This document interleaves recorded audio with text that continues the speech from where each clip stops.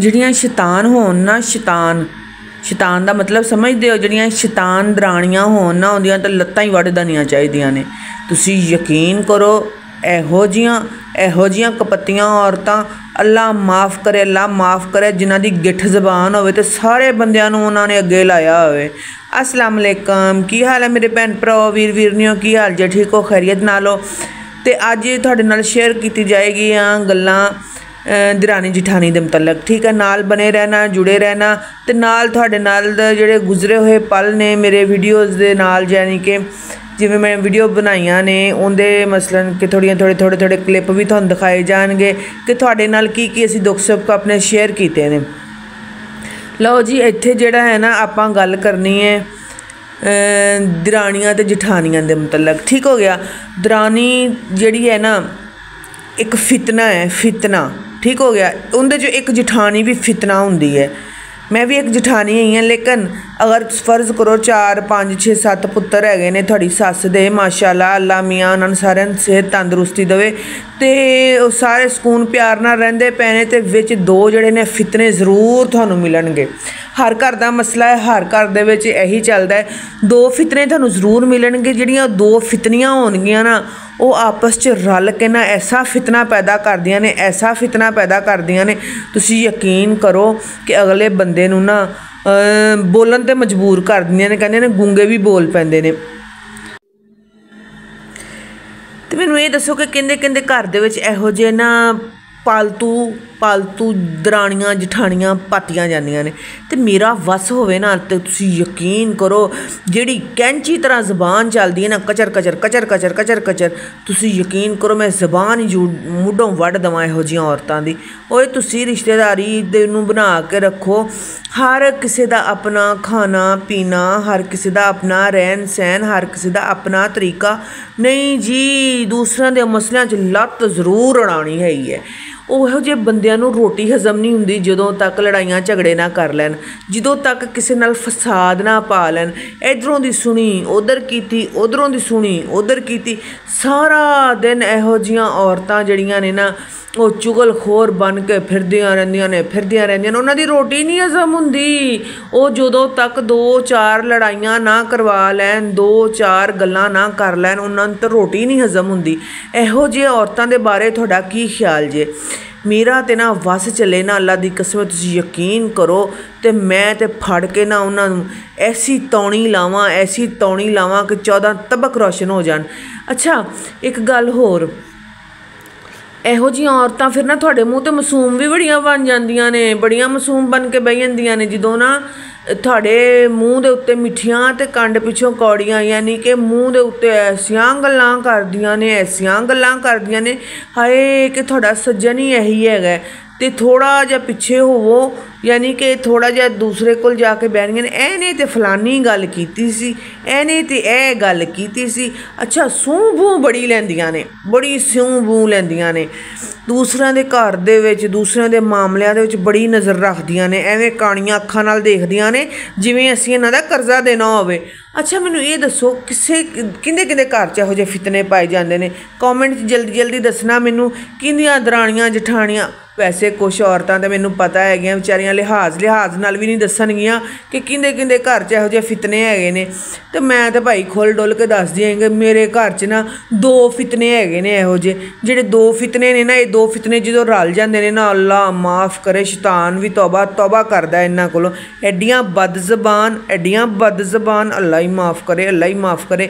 ਬਹਰਹਾਲ ਅਤੇ ਥੋੜ੍ਹਾ ਜਿਹਾ ਮੇਰਾ ਗਲਾ ਵੀ ख़राब ਹੋ ਰਿਹਾ ਹੈ, ਤੇ ਮੈਂ ਕਿਹਾ ਚਲੋ ਤੁਹਾਡੇ ਨਾਲ ਨਾ ਅੱਜ ਦਰਾਣੀਆਂ ਜਠਾਣੀਆਂ ਦੇ ਮਤਲਬ ਗੱਲ ਕਰ ਲਿੱਤੀ ਜਾਏ, ਤੇ ਘਰ ਵੀ ਪੰਜਾਬੀ 'ਚ ਲਿੱਤੀ ਜਾਏ, ਕਿਉਂਕਿ ਉਰਦੂ ਦੇ ਜਿਹੜੀ ਸਾਡੀ ਉਰਦੂ ਲੈਂਗੁਏਜ ਹੈ ਨਾ, ਆਏ ਹਾਏ ਸੁਬਹਾਨ ਅੱਲਾ ਮਾਸ਼ਾਅੱਲਾ, ਉਹ ਨਾ ਤਹਿਜ਼ੀਬ ਨਾਲ ਭਰੀ ਹੋਈ ਹੈ, ਤਹਿਜ਼ੀਬ ਦੇ ਦਾਇਰੇ ਦੇ ਅਲਫਾਜ਼ ਨੇ ਸਾਰੇ, ਤੇ ਉਹਦੇ 'ਚ ਬਹਿ ਕੇ ਨਾ ਆਪਾਂ ਦਰਾਣੀਆਂ ਜਠਾਣੀਆਂ ਦੀ ਤਾਰੀਫ ਨਹੀਂ ਕਰ ਸਕਦੇ, ਤੇ ਉਹ ਜਿਹੜੀ ਨਾ ਤਾਰੀਫ ਹੈਗੀ ਨਾ ਆਪਾਂ ਪੰਜਾਬੀ 'ਚ ਹੀ ਕਰ ਸਕਦੇ ਹਾਂ। ਤੇ ਦੇਖੋ ਜੀ, ਮੈਂ ਪੰਜਾਬੀ 'ਚ ਕਿੰਨੀ ਸੋਹਣੀ ਤਾਰੀਫ ਕਰਦੀ ਪਈ ਹਾਂ।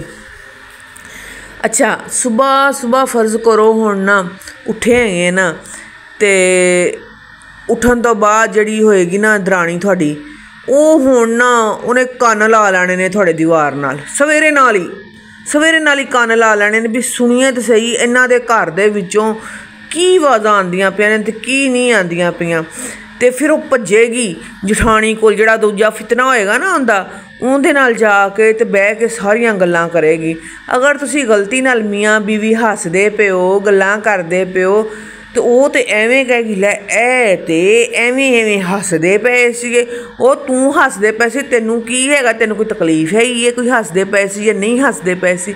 ਅੱਛਾ ਬਹਰਹਾਲ ਇਹੋ ਜਿਹੀਆਂ ਗੱਲਾਂ ਕਰਨਗੀਆਂ, ਇਹੋ ਜਿਹੀਆਂ ਗੱਲਾਂ ਕਰਨਗੀਆਂ, ਦਿਲ ਤੇ ਕਰਦਾ ਕਿ ਬੰਦਾ ਨਾ ਉਹਨਾਂ ਨੂੰ ਫੜ ਲਵੇ ਤੇ ਉਹ ਕੰਮ ਕਰੇ ਜਿਹੜਾ ਨਾ ਕਰਨ ਦਾ ਹੋਵੇ। ਜਿਨ੍ਹਾਂ ਦੀ ਜ਼ਬਾਨ ਲੰਬੀ ਹੋਵੇ ਉਹਨੂੰ ਵੈਸੇ ਕੀ ਬੰਦਾ ਕਰੇ, ਜਿਹੜਾ ਬੰਦਾ ਅੱਧਾ ਪਾਗਲ ਹੋ। ਮੈਂ ਤਾਂ ਸਮਝਦੀ ਹਾਂ ਕਿ ਉਹ ਜਿਹੜੀਆਂ ਨਾ ਇਹੋ ਜਿਹੀਆਂ ਔਰਤਾਂ ਨੇ ਨਾ ਪਾਗਲ ਹੋ ਚੁੱਕੀਆਂ ਹੁੰਦੀਆਂ ਨੇ, ਪਾਗਲ। ਤੇ ਜਿਨ੍ਹਾਂ ਨੂੰ ਆਪਣੇ ਘਰ ਦੇ ਵਿੱਚੋਂ ਤਾਂ ਸਕੂਨ ਮਿਲਦਾ ਨਹੀਂ, ਆਪਣੇ ਬੰਦੇ ਕੋਲੋਂ ਤਾਂ ਸਕੂਨ ਮਿਲਦਾ ਨਹੀਂ, ਤੇ ਦੂਸਰਿਆਂ ਦੀ ਸੂਹ ਬੂਹ ਦੇ ਵਿੱਚ ਬੜਾ ਫਿਰਦੀਆਂ ਪਈਆਂ ਹੁੰਦੀਆਂ ਨੇ, ਬੜੀਆਂ ਇਹੋ ਜਿਹੀਆਂ ਔਰਤਾਂ, ਅੱਲਾ ਮਾफ़ ਕਰੇ। ਦੇਖੋ ਨਾ ਇਹੋ ਜਿਹੀਆਂ ਔਰਤਾਂ, ਮੈਂ ਸ਼ੁਰੂ ਤੋਂ ਹੀ ਨਾ ਇਹਨਾਂ ਚੀਜ਼ਾਂ ਦੇ ਖਿਲਾਫ ਹੈਗੀਆਂ। ਸ਼ੁਰੂ ਤੋਂ ਹੀ ਨਾ ਮੇਰਾ ਦਿਲ ਨਹੀਂ ਕਰਦਾ ਇਹੋ ਜਿਹੀਆਂ ਔਰਤਾਂ ਨਾਲ ਗੱਲਾਂ ਕਰਨ ਨੂੰ, ਇਹੋ ਜਿਹੀਆਂ ਔਰਤਾਂ ਨਾਲ। ਇੱਕ ਬੰਦਾ ਹੁੰਦਾ ਮੁਖਲਸ, ਤੁਹਾਨੂੰ ਮੈਂ ਦੱਸਾਂ, ਜਦੋਂ ਬੰਦੇ ਦਾ ਵਿਆਹ ਹੁੰਦਾ ਜਾਂ ਬੰਦਾ ਦਰਾਣੀਆਂ ਵਿਆਹ ਕਰਕੇ ਘਰ ਆਉਂਦੀਆਂ ਨੇ ਤੇ ਤੌਬਾ, ਇੱਕ ਤਾਂ ਗਲੇ ਨੇ ਵੀ ਅੱਗ ਲੱਗਦੇ ਨੇ, ਅੱਜ ਹੀ ਖ਼ਰਾਬ ਹੋਣਾ ਸੀਗਾ। ਤੇ ਉਹ ਜਦੋਂ ਵਿਆਹ ਕਰਕੇ ਆਉਂਦੀਆਂ ਹੀ ਨੇ ਘਰ, ਤੇ ਜਠਾਣੀਆਂ ਜਿਹੜੀਆਂ ਨੇ ਉਹਨਾਂ ਦਾ ਇਸਤਕਬਾਲ ਕਰਦੀਆਂ ਨੇ, ਉਹਨਾਂ ਨੂੰ ਆਪਣਾ ਮੋਸਟ ਵੈਲਕਮ ਕਰਦੀਆਂ ਨੇ, ਤੇ ਘਰ ਦੇ ਮਾਮਲਾਤ ਦੇ ਵਿੱਚ ਉਹਨਾਂ ਨੂੰ ਦੱਸਦੀਆਂ ਨੇ ਐਵੇਂ। ਫਿਰ ਉਹੀ ਜਿਹੜੀਆਂ ਹੁੰਦੀਆਂ ਨੇ ਨਾ, ਉਹ ਜ਼ਰਾ ਨਾ ਜਿਵੇਂ ਉਹਨਾਂ ਨੂੰ ਮੌਕਾ ਮਿਲਦਾ ਨਾ, ਉਹ ਡੰਗ ਮਾਰਨ ਨੂੰ ਨਹੀਂ ਛੱਡਦੀਆਂ, ਸਾਰਿਆਂ ਤੋਂ ਵੱਡਾ ਫਿਤਨਾ ਬਣ ਜਾਂਦੀਆਂ ਨੇ। ਅੱਛਾ ਕੀ ਕਰਦੀਆਂ ਨੇ ਤੁਹਾਨੂੰ ਮੈਂ ਇਹ ਦੱਸਦੀ। ਉਹ ਕਹਿੰਦੀਆਂ ਨੇ ਕਿ ਜਿਹੜਾ ਉਹਦਾ ਮੇਰੀ ਜਠਾਣੀ ਕੋਲ ਹੈ ਮੈਨੂੰ ਮਿਲ ਜਾਵੇ, ਜਿਹੜੀ ਇੱਜ਼ਤ ਕਦਰ ਮੇਰੀ ਹੁੰਦੀ, ਇਹਨਾਂ ਦੀ ਹੁੰਦੀ ਪਈ, ਉਹ ਮੇਰੀ ਹੋਵੇ। ਭਾਈ ਇੱਜ਼ਤ ਕਦਰ ਭਾਵੇਂ ਦਰਾਣੀ ਹੋਵੇ ਤੇ ਭਾਵੇਂ ਜਠਾਣੀ ਹੋਵੇ, ਆਪਣੀ ਜ਼ਬਾਨ ਨੇ ਕਰਵਾਉਣੀ ਹੁੰਦੀ ਹੈ। ਆਪਣੀ ਜ਼ਬਾਨ, ਆਪਣਾ ਅਖਲਾਕ ਤੇ ਆਪਣਾ ਪਿਆਰ।